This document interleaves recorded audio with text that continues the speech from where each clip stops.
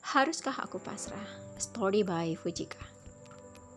Part 31, Sakit Hati. Dukung channel ini dengan cara like, subscribe, komen, dan share. Terima kasih. Happy reading. Sebelum memasuki ruang perawatan mamahnya, Neina berulang kali menghela nafas panjang, berharap ia bisa tampak biasa saja jika Mama Sumi melihatnya. Setelah menyelinapkan tubuhnya, tak ada aktivitas yang tampak di matanya selain dua orang yang ia sayangi tengah tidur pulas. Sejak kapan Rika ada di sini? Ia berjalan pelan menuju kamar mandi setelah sebelumnya mengambil pakaian salin. Ia mengguyurkan tubuhnya dengan air shower tanpa menanggalkan pakaian yang melekat di badannya. Guyuran air yang menyirami tubuhnya membuatnya kembali teringat dengan apa yang terjadi padanya malam ini. Ibarat sebuah kaset film yang diputar secara berulang-ulang memenuhi ingatannya saat ini. Air matanya mengalir seiring air yang membasahi sekujur tubuhnya. Ingin rasanya ia berteriak, memekikkan semua yang tertumpuk di hatinya seperti yang ia lakukan di jalan tadi. Namun itu mustahil. Dengan kedua tangannya ia menutup rapat-rapat mulutnya agar suara isak tangisnya tak membuat Mama Sumi dan Rika terjaga dari tidurnya. Hampir 30 menit Neina di dalam kamar mandi. Sebelum ia beranjak, ia menatap parasnya yang sembab akibat menangis pada pantulan cermin. Apa yang harus aku katakan jika Mama menanyakan wajahku yang sembab ini? Neina masih terpaku menatap dirinya di cermin. Semoga saja Mama tidak memperhatikan wajahku.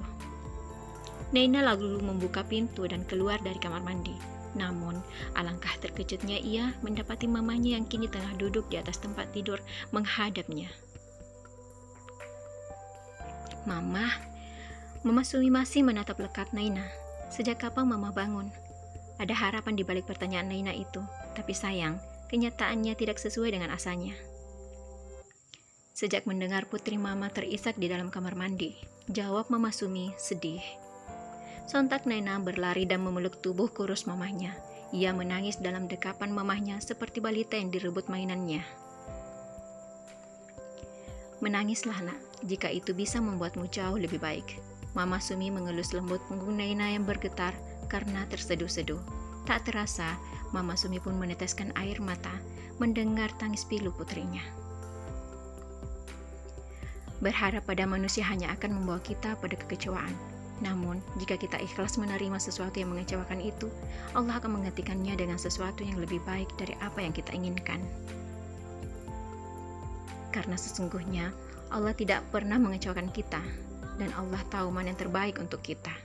Tutur Mama Sumi lalu mencium kepala Neina. Firasat seorang ibu kadang hampir tak ada yang meleset. Ia begitu peka dengan apa yang terjadi terhadap putra-putri mereka. Seperti yang dirasakan Mama Sumi saat ini, walau tak memberitahunya secara rinci, ia memahami akan apa yang sedang menimpa putrinya itu. Suasana sepi yang tiba-tiba dipenuhi oleh suara tangis deorangan itu membuat Rika yang tertidur di atas sofa seketika terbangun. Meski sayup terdengar, namun masih mampu membuatnya terjaga dari mimpinya. Matanya yang bohlam 5 watt menyusuri ruangan mencari sumber suara. Hingga ia melihat Neina yang terisak di pelukan mamahnya, ia pun bangkit dan mengikis jarak dengan ibu dan anak itu. Apa yang terjadi, Mah? Kenapa Kak Neina menangis? Karena rasa ingin tahu yang memuncak, Rika tak membuang waktu untuk bertanya. Akan tetapi, ia hanya mendapatkan gelengan kepala dari Mama Sumi, sebab Mama Sumi pun tak tahu persis tentang apa yang dialami oleh putrinya. Namun satu yang ia yakini, jika Neina tengah kecewa saat ini. Sama seperti dirinya, menangis adalah bentuk pelampiasan kekecewaan terbaik yang pernah ia lakukan. Berbekal GPS yang terpasang pada kendaraan Hendra, mobil yang dikendarai Diki melesat membelah jalanan kota. Perasaannya mendadak tidak enak ketika mengetahui bahwa kendaraan milik Hendra itu terparkir di salah satu pelataran hotel. Untuk apa Hendra ke hotel? Tidak mungkin bertemu klien, karena semua jadwalnya aku yang atur. Apalagi ponselnya ada padaku. Sejurus kemudian, ia mengingat jika tadi Luna datang dan bisa jadi Hendra pergi bersama gadis itu. Apa jangan-jangan Hendra ke hotel bersama perempuan itu? Tapi untuk apa? Tiba-tiba saja pikirannya melanglang buana memikirkan yang tidak. Tidak, jangan sampai itu terjadi.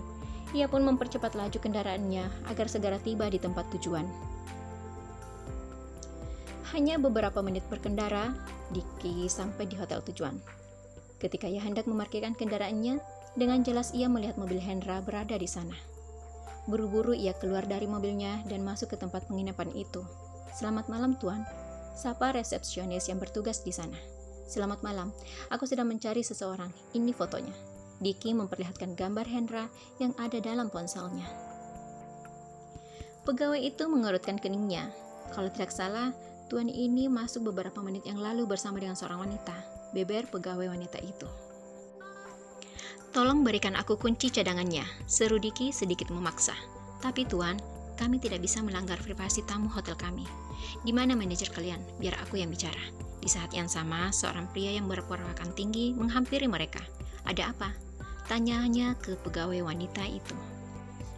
Belum sempat pegawai itu menjawab, Diki gegas mendahulunya. Awalnya, pria yang merupakan manajer di hotel itu menolak permintaan Diki. Namun, setelah Diki mengancam akan menuntut hotel tersebut, barulah manajer itu memerintahkan bawahannya menyerahkan kunci cadangan. Bersama manajer tersebut, Diki mengayunkan langkah panjang ke kamar tempat Laluna membawa Hendra. Diki mendorong kasar pintu kamar tersebut setelah sebelumnya dibuka dengan kunci yang dipegang oleh pria yang bersamanya.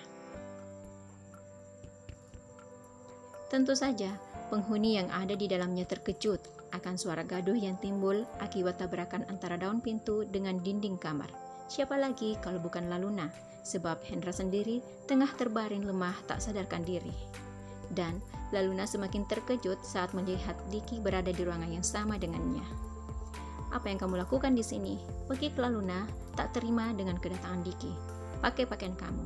Diki meradang melihat Laluna yang hanya memakai pakaian dalam berbalut selimut. Gegas, Diki meraih Hendra untuk ia papa. "Aku tidak menyangka kamu akan melakukan hal serendah ini. Aku berharap ini yang pertama dan yang terakhir. Jika kamu masih macam-macam terhadap Hendra, urusan kita belum kelar sampai di sini," geram Diki dengan penuh intonasi. Tak ingin berlama-lama berinteraksi dengan Laluna, dengan cepat ia beranjak dari sana dan membawa serta Hendra keluar. "Sial, sedikit lagi aku mendapatkan Hendra, tapi digagalkan oleh laki-laki menyebalkan itu." Meski syok, Laluna murka karena rencananya gagal total. Setelah tiba di apartemen milik Hendra, Diki membaringkannya di tempat tidur. Perlahan ia membuka sepatu, dasi juga jas yang masih melekat pada tubuh Hendra. Tak lupa, ia juga membuka 2 kancing paling atas agar Hendra tidak merasa sesak. Diki lalu meraih ponselnya dan menghubungi seseorang. "Tolong datang sekarang juga." Rupanya, ia menghubungi dokter pribadi atasannya itu. Tak berhenti di situ, ia kembali menelpon seseorang. Namun kali ini dengan ekspresi yang berbeda. "Apa saja yang kalian lakukan?" tanyanya kepada seseorang yang selalu mengawal Hendra dari jarak tertentu. "Maaf Tuan, ini salahku." Ternyata pengawal itu sudah mengetahui di mana letak kesalahannya. Usai mengeluarkan semua kemarahannya, Diki memutuskan sambungan teleponnya lalu duduk di sofa. "Apa yang Om Surya dan Tante Lili lihat dari Laluna? Mengapa mereka sangat ingin menikahkan kamu dengan perempuan itu?" Diki menatap Hendra, kemudian menghela nafas lega. Lega karena ia berhasil menyelamatkan Hendra dari rencana busuk Laluna. Selang beberapa menit, dokter yang tadi Diki hubungi tiba. Ia lalu mempersilahkan dokter yang juga merupakan temannya itu untuk memeriksa keadaan Hendra. Bagaimana keadaannya?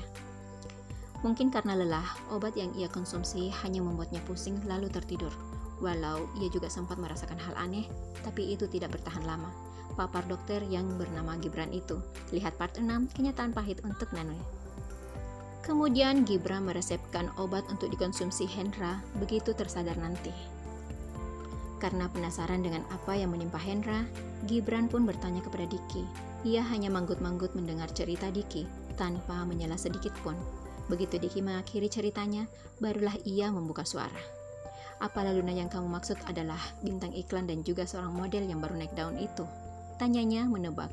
"Entahlah, aku terlalu sibuk untuk menonton TV," jawab Diki. "Tapi kalau benar dia Laluna yang aku sebutkan tadi, berarti dia dekat bukan dengan Hendra saja." Apa maksudmu? Tanya Diki mengernyit. Apa kamu masih mengingat Anton? Ya. Anton mempunyai sebuah klub malam dan dia kadang melihat Laluna datang bersama dengan seorang pria dan minum bersama. Tapi yang aku tahu, Hendra sama sekali tidak menyukai Laluna. Bahkan, ia tidak pernah menganggap perjodohannya itu. Terang Diki. Baguslah, kalau memang seperti itu. Masih banyak gadis yang lebih baik di luar sana. Timpal Gibran, kemudian bangkit dari duduknya. Kalau begitu, aku pamit dulu. Ingat, sebelum Hendra meminum obatnya, biarkan dia makan sesuatu terlebih dahulu. Diki duduk terdiam di sofa. Sesekali ia melirik sahabatnya yang masih tertidur. Aku harus menyelidiki Laluna. Kelangsungan Pratama Group ada di tangan Hendra. Dan aku tidak akan membiarkan Laluna masuk ke kehidupan Hendra. Dukung channel ini dengan cara like, subscribe, komen, dan share. Thank you.